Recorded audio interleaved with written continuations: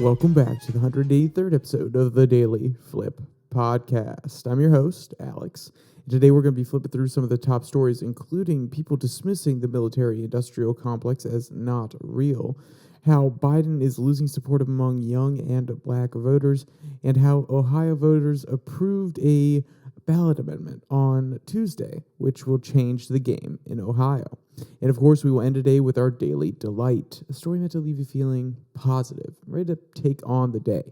Now, that's enough rambling from me. Let's jump into our daily debate. So does the military-industrial complex exist? If you were listening to the debate last night, you know Vivek went pretty hard at Nikki Haley, accusing her of being part of the military-industrial complex or being military-industrial complex adjacent. So does it exist? And if it does exist, how much influence does it wield? I'm pretty sure everybody knows my answer if you've listened before, but I want to hear your guys' opinion because honestly, I didn't think we could say it didn't exist at this point, but someone was making a claim in this next article, and I feel like we definitely got to talk about it because maybe they're a little bit blind, but maybe I can't see something. Maybe that's possible. All right, so our first article comes from Counterpunch, and let's just get to the headline here. Krugman dismisses the existence of the military-industrial complex. So, military-industrial complex, warned about it since Eisenhower's day, but Krugman has a different point of view. He's coming at it saying, well, no, it doesn't quite exist like Mr. Eisenhower said it did. It's not quite as powerful, so it doesn't actually deserve being talked about as the military-industrial complex with the quotes on both sides and the evil associations and so on and so forth, or at least the menacing associations. And let's at least hear him out. Let's hear his argument, and let's see if we can pick a hole in it or two, or maybe he'll convince some of us. Quote, in a column last week, however, Krugman left his economics lane and argued that President Dwight D. Eisenhower's military-industrial complex no longer exists. Krugman argued that military spending is much smaller as a share of the economy than it was 60 years ago. He dismissed the military-industrial complex as a 60-year-old cliche and gratuitously endorsed additional military spending because, quote, recent events have made the case for spending, perhaps more. Au contraire, Mr. Krugman. In actual fact, the military-industrial complex, which includes the arms lobby, the weapons manufacturers, and the Congress, is far more influential than it was 60 years ago. So you can see that they're saying that he was looking at it through a very narrow scope.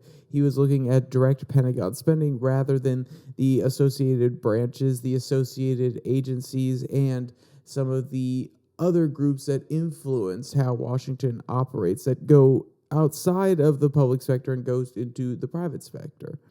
Quote, global defense spending is around $1.2 trillion, with the United States spending half of that amount. One of Krugman's mistakes is taking into account only Pentagon spending, which is over $860 billion, and ignoring the military spending of the intelligence community, the nuclear weapons spending of the Department of Energy, the huge spending of the Office of Veteran Affairs, primarily due to our misbegotten wars, and the military spending of the Department of Homeland Security, particularly of our Coast Guard, which is currently the fifth largest Navy in the world. So, there's some points to be had here. The one I would push back on is the Office of Veterans Affairs. That one, military-industrial complex, maybe because of the healthcare systems or the different hospitals that they set up and the people that can influence there. But even then, I feel like that wouldn't necessarily, we don't need to include that in the budget of the military-industrial complex. Homeland Security, Department of Homeland Security, they do have a lot of funding that goes to different programs to defend our border and to the Coast Guard. So yes, I could see that being classified, and I would find that to be okay if it was thrown into a budget, a quote unquote budget of where the money for the military industrial complex goes. So you can see Krugman here, when he analyzes a small segment, when he only looks at the Pentagon, then it looks like at the end of the day, it's not that much, it's not that big of a deal. But other organizations get funding not just from the Pentagon. So Boeing, Lockheed, they get a lot of defense contracts from the Pentagon, but they also can get defense contracts from Homeland Security. They can also get contracts, or even other private companies can get contracts from the Department of Energy when it comes to nuclear power and nuclear weapons and designing new warheads and testing new technologies and things like that. So, let's be clear, I think it's a little bit more rare that a nuclear process would be totally given off to a private company, but there's definitely some collaboration there, just like there was with DARPA, with private enterprise in order to develop new technologies. So this idea that, hey, no, it's not that big, the military-industrial complex, no, don't worry about it. The Pentagon's not spending as much as it used to, and actually it could spend a little bit more. I don't want to say it's naive, because he's obviously a very smart gentleman. It's just looking at things too narrowly, because things over the last 60 years have become dispersed, different military duties, or just different duties when it comes to spending and allocating spending have gone to other departments. And I'm not saying this is intentional in order to decentralize things, but at the end of the day, when you have a whole bunch of departments that deal with some sort of military adjacent issue or some sort of national security issue, and they're spending in order to strengthen and provide different military technologies or different defense technologies, then you can't just look at the Pentagon. You have to look at those other agencies as well. So here's where the author of this article goes into a little bit more about the Pentagon.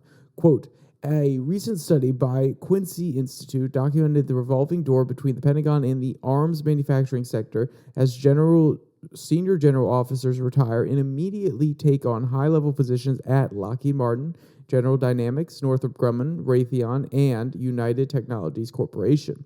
The top 5 manufacturers earned $200 billion in 2022. According to a study, moreover, 80% of 4-star generals and admirals who retired in the past 5 years went to work on behalf of the arms industry. So let's pause here. Yes, this is 100% true, and there is a bit of a revolving door. But there's also mutual interest here, which is the generals want to get paid a little bit more after their years of service. Lockheed Martin and Boeing and all these other companies want people who are on the inside, who know how the system works, and who still have connections there. So it kind of makes sense. The incentives are set up in a way that it makes sense for this to happen. Am I saying that it's right? No, but I'm not saying it's totally malicious. I'm saying that at the end of the day, if your incentives are aligned a very particular way and both parties want something from the deal, then it's going to happen. Like I said, is it right? No, but at the end of the day, I don't want to ascribe any malice or any oh, yes, we will recruit the top military officers in order to keep other spending. It's no. They have an insight as to how the processes work. They know, they've been in there so long that they understand how we can get certain bills passed, certain appropriations, certain funding given to our department, and also they have the connections there to do it. So it's more of a practical matter than it is a malicious one, which is something that I think is being ignored by the authors, but, it is what it is. Quote, too many general officers and admirals who retired take on secretive work on behalf of foreign governments, particularly in the Middle East and the Persian Gulf. This revolving door is enhanced by a huge number of lobbyists in Washington who outnumber the number of senators and representatives on the Hill. The Hill is particularly responsive to the arms lobby, producing large bipartisan majorities for any legislation that involves military spending, military deployment, and military weaponry. And yes, these companies have large lobbying firms and therefore can exert their influence over any of these representatives, whether it be giving money to their campaign or just having legislation ready to go when these new senators come in or these new congressmen come in to their office. And they're like, oh, well, I don't have to do as much legwork on this one. The kind people at Raytheon have put together this amazing bill. I've read through it. It's going to sponsor some jobs in a whole bunch of rural areas. It's going to really help my district, so on and so forth. So the military-industrial complex, these military companies, these contractors, they really have got it refined down. So that's where Krugman's argument falls apart for me, because even if the spending itself within the military departments is not exactly what he would call the military-industrial complex, you have to look outside of the public sector and look into the private sector and look at how much they have built up their infrastructure in order to influence the processes in Washington. That alone should show you how the military-industrial complex works. If they're willing to invest that much money in lobbyists, that much time hiring people out of Congress and out of the Pentagon in order to go back there and lobby on their behalf or to have expertise on how to get certain things passed, it shows that they believe it is a worthwhile investment to do these things. And therefore, because remember, they're businesses, they don't want to lose money. So therefore, you could even use that as a justification that there obviously is some benefits to be had from having all of these lobbyists and all of these generals, because they're willing to take the risk to pay them all this money, and they're hoping there is some reward. So the incentive structure is set up in a way that you can put all of this time and effort into something and get good rewards out of it. And you may be listening like, Alex, you just talked about how the incentive structures are there. That doesn't necessarily make them malicious. And I agree. It doesn't make them malicious. It just makes the incentives set up in a way that exerting their influence and getting spending pushed their way, they're willing to shell out a lot of money in order to get that done. And the incentive structures allow them to do that. And that's what I think Krugman is missing here. The misalignment of incentives and the fact that these private companies have become so good at it that they have robust systems in order to get their way in Congress. And they wouldn't be able to do that. It wouldn't be as effective if there wasn't an inkling of military-industrial cooperation, or at least a sentiment that that's a good thing within the government. So, just something to keep chomping on a little bit here. It's something that you need to keep in mind when you hear arguments that the military-industrial complex isn't as powerful as people imply it is. And maybe I'm overestimating their power. But I believe they're the second largest lobbying subsection on the Hill. I believe the first one is pharma. And we already know what pharma does as well. So when you have that much power and that much money in the influence game, there's something going on there. Not saying that it's a good thing, a bad thing. Just saying that there's something going on there, and maybe you need to keep your eye on it.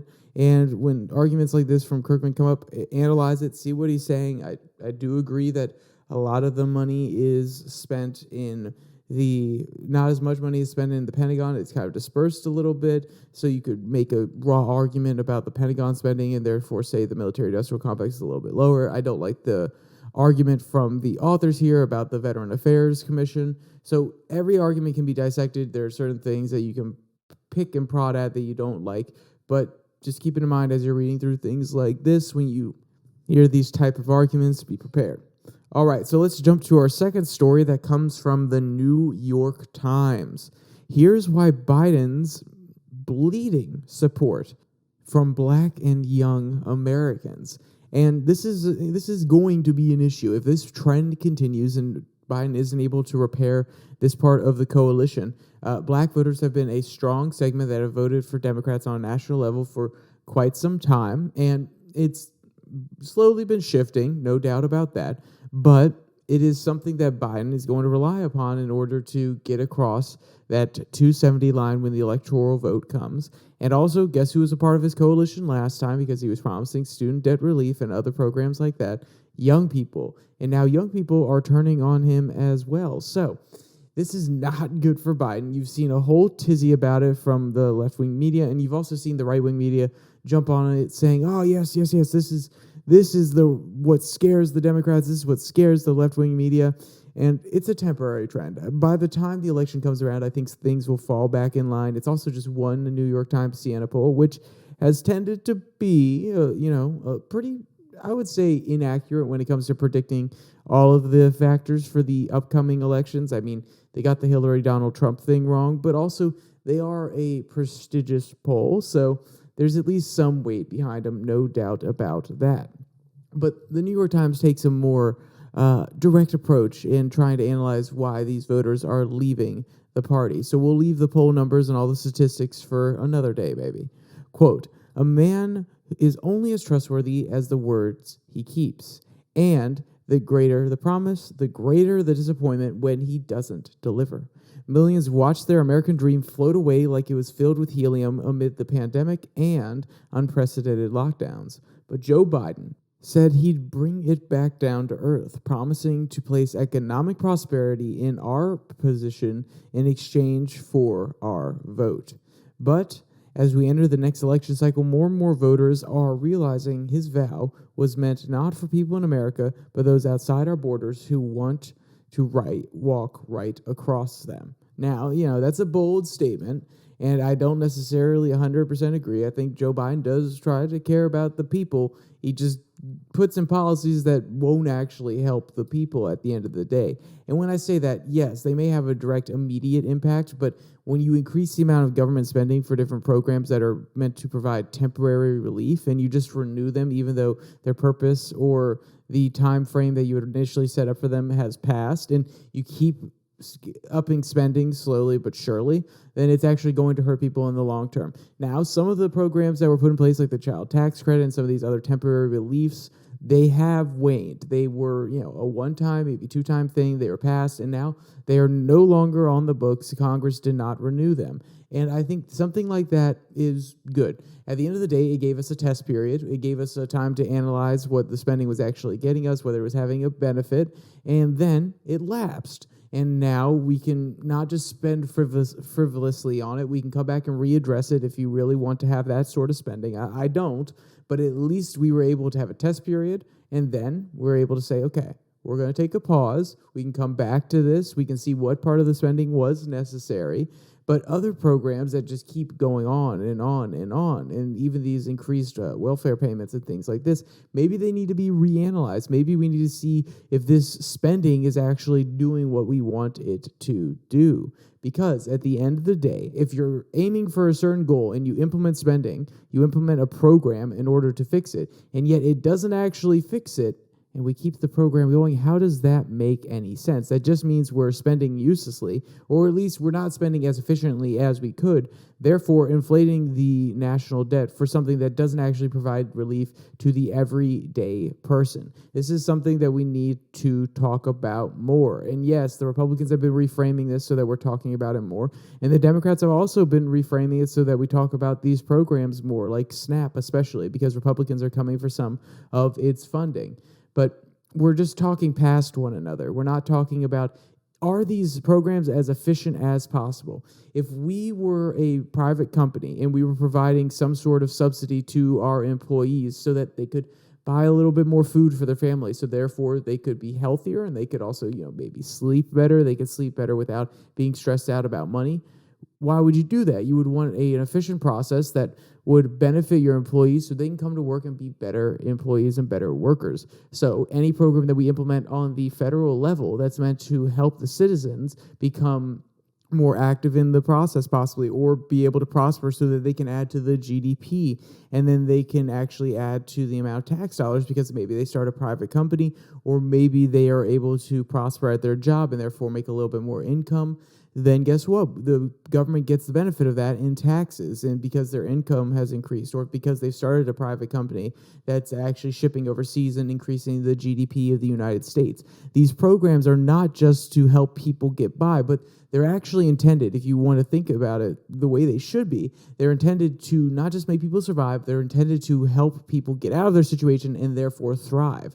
Because we're not just handing out money to hand out money to make sure that people get by, even though that's the way that's framed. No, these programs were argued for, and I think should be argued for if we're going to make a rational argument for them, rather than just allowing people to survive, which is a noble cause. But they should also be put into perspective of, we want to bring people, lift them out of their current situation so they can actually benefit the entire United States and not just themselves. And this is the fatal flaw, because if you can just make it about them surviving, and they are surviving, even if the program's inefficient, then you can say that the job is done. But if you reframe it to say that these programs are meant to make Americans thrive and therefore help the nation, and these people aren't thriving, then you can see that the program program has failed. And when that is done, it's not being as efficient as possible, then you have to address that and you have to change the program. You have to cut the spending that's unnecessary, keep the programs that are good, and make new programs that are better, utilizing the assets that we have.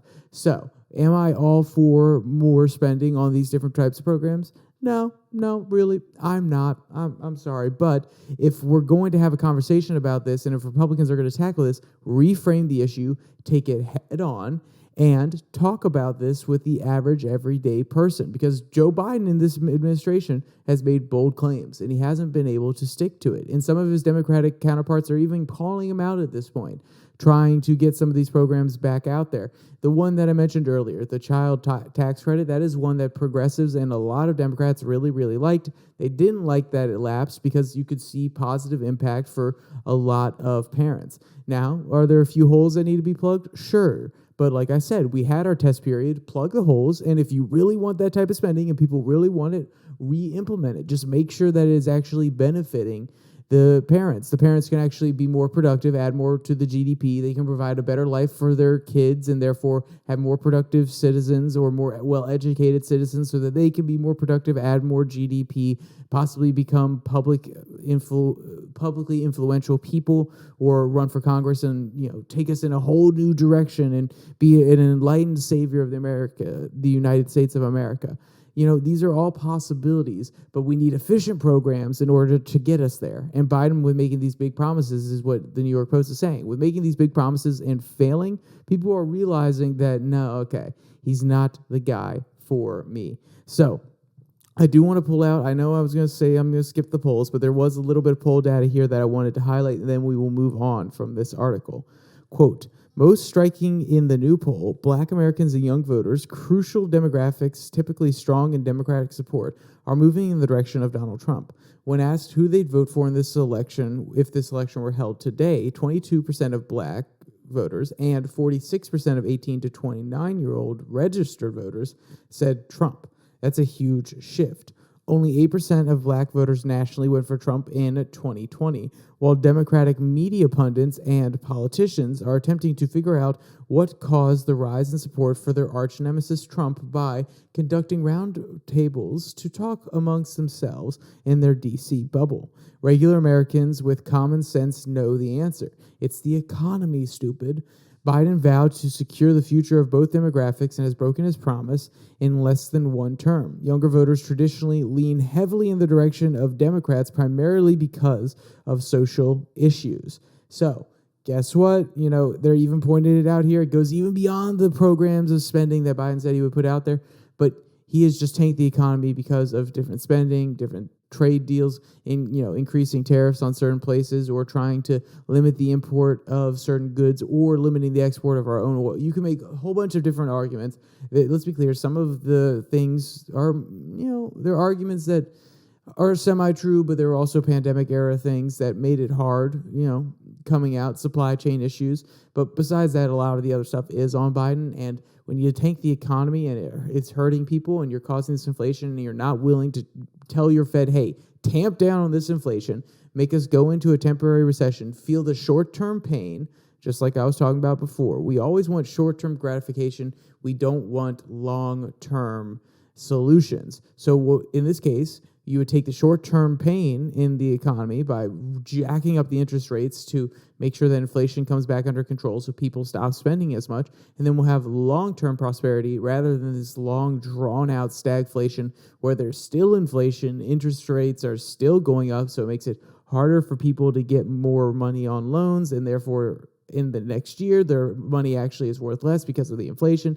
It is just a terrible period, and people are feeling it hard. So Biden needs to shift this. I'm not saying that, Biden will be able to shift this, but if he wants to get these demographics back in line, he's got a year to do it. He's got a year to reframe the message. We'll see what's going on here in a year. And maybe, it's the 9th, so it's actually, 363 days away that the next election is coming up between likely Joe Biden and likely Donald Trump.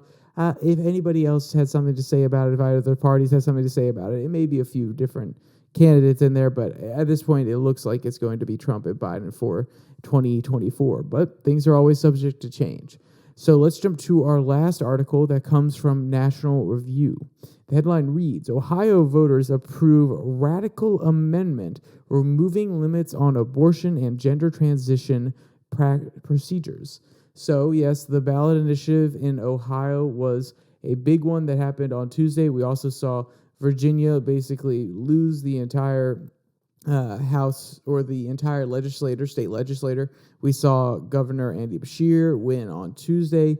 We also saw Reeves in Mississippi come out on top. Ohio was another one that people were looking at because it was this issue one that was voted on, or at least the threshold for approving a new amendment was voted on in August. That did not pass. It was put forward by the Republicans to increase that to 60%, so it would be harder to pass this exact referendum or this ballot proposal, which, if that had passed in August, it would have worked, because I believe the overall count came to 57% for. So if they had raised it to 60%, then this would have never made it through. But, I've done enough of the background information. Let's just read a quote from this article so you can understand what was actually happening here. And I advise you to be a little skeptical because the language is strong here from National Review, but most of what they're saying could be true. It is not 100% implementable right now, but the language is so broad in the amendment that most of these things could be true, but it will have to be played out in the judicial system a little bit later. Quote, Ohio voters approved a ballot measure Tuesday night that will effectively, keyword there, effectively, outlaw any restrictions on abortion and other procedures that involve reproduction, including gender transition surgeries. The measure, known as Issue 1, will also remove parental consent and notification requirements for minors who undergo the procedures. The amendment includes vague language about prohibiting any law that directly or indirectly would, quote, burden or interfere with, quote, reproductive decisions. Opponents of the message argue it would also outlaw nearly any restrictions on abortion or other reproduction-based procedures, removing requirements for parental consent and parental notification, as well as protections for people who undergo the procedures, including requirements that a qualified physician perform it. So, let's take a step back. Listen here again to the wording. And this is not an exact quote. They are kind of splicing some things together, so could be taken out of context here.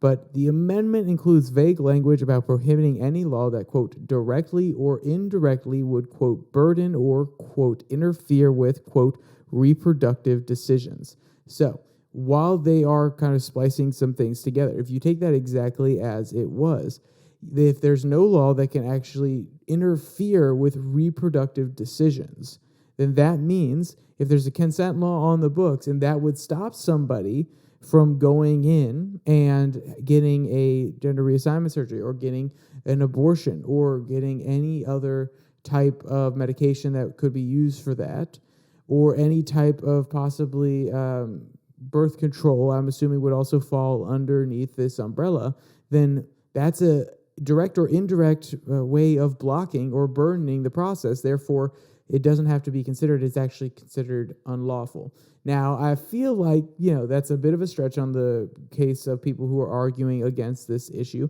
I think when it goes to the courts, even if it does actually make it up this high into the courts, people are going to say, okay, hey, that's kind of unreasonable. Like, what they mean there is you can't pick it outside and do this or the other, or you can't directly try to force somebody to not be allowed to do this, blah, blah, blah. But they probably will come down on the side of parents still having direct influence over their children if they're rational people whatsoever. Maybe not. If they're political actors, then they may say, no, parents can't have any control. But I feel like it's a little bit of a stretch to say that parents are going to truly lose their ability to consent to, or not be able to prevent their child from doing something if they don't consent. Then again, we've seen certain things in other states where you don't necessarily have to notify the parents, and parental consent is kind of under attack, so maybe that'll happen. But Ohio's a red state. I don't necessarily see that happening. Then again, I don't know what the court makeup is there. Maybe it leans one way rather than the other, and there may be some activist judges that would be really willing to push this through in order to protect their worldview. Maybe that's a possibility. All right, so let's jump to our final story. It's our daily delight that comes from Woo Globe. Fierce lioness on TV makes pup feel frighty-eyed. And yes, they have a few different hyphens in there. If you want to read the headline yourself, I'm not doing the whole, frighty-eyed thing. No, it's a little too cutesy for me. So the highlight of the story is even pups can get some good TV time in, but even they can be scared a little bit. Quote, the chucklesome clip features an adorable doggo minding his own business, thoroughly enjoying watching animals in their natural habitat on the TV. But like I said, this TV, it has an animal on there that's going to cause a little bit of a scare to this doggo. Quote, however, his joy turns into fear when the lioness on screen locks eyes with him. At that moment, the documentary transforms into a horror flick for the poor pup. Our pup was watching the nature documentary really closely until the lioness looked at him, which frightened him, end quote. It's good to see that dogs can even be a little bit scared by some of the things they see on TV sometimes. I enjoy horror movies, but I do get kind of scared sometimes when watching them. So I'm happy, if I have a dog, I'll know that they can be in that with me, honestly. All right. If you want to check out this video or any of the cute photos from this article or any of today's articles, there'll be a link in the description below that like and subscribe button. Also down there, you can find the podcast on Spotify, Pocket Cast, Google Podcasts, as well as Podvine and the Twitter handle @YourDailyFlip, where I post a Twitter tirade every Tuesday and Thursday. With all that said, there's only one more thing to say. Stay safe. Don't die.